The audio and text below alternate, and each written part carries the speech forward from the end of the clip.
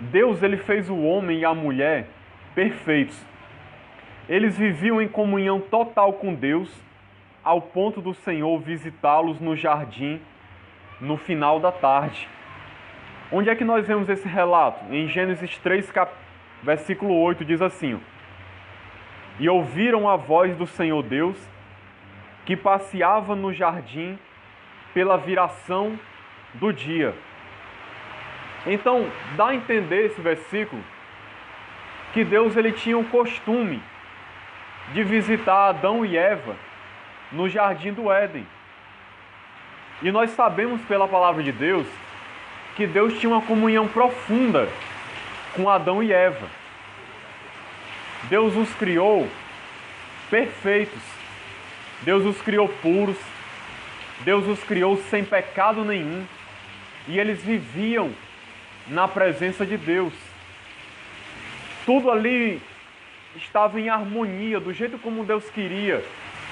Deus num relacionamento com o ser humano, a sua presença sendo manifestada na vida deles. Deus com certeza falava com eles face a face, como eu estou aqui falando com vocês. Não era de uma maneira obscura, difícil de se perceber. Não havia barreira nenhuma. Deus com certeza se revelava a eles todo dia, toda hora, falava com Adão e Eva. Eles tinham um relacionamento perfeito. Não havia maldade.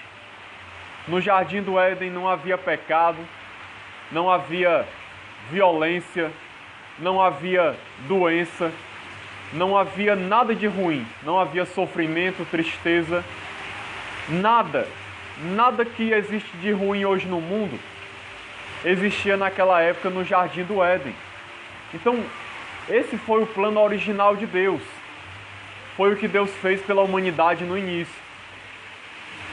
É bom a gente ter isso em mente, porque Deus ele quer restaurar isso. Sempre que você lembrar do jardim do Éden, você se lembre que Deus ele quer restaurar isso. O grande objetivo de Deus na história, de ter mandado Jesus, de ter feito tudo o que ele tem feito até hoje, é para restaurar essa comunhão que se perdeu e que havia lá no jardim do Éden, essa comunhão perfeita. O grande propósito de Deus para a humanidade é levar o homem e a mulher a viver novamente naquele estado de comunhão perfeita com Deus no paraíso. Que nós vamos viver esse paraíso na Nova Jerusalém. Eu ainda vou falar sobre isso. Mas a história começou assim e ela vai terminar desse jeito. Porque Deus não vai deixar que os seus planos sejam frustrados. O seu plano foi viver em comunhão com os seres humanos que ele criou. E ele vai realizar isso. Infelizmente, não vai com todas as pessoas.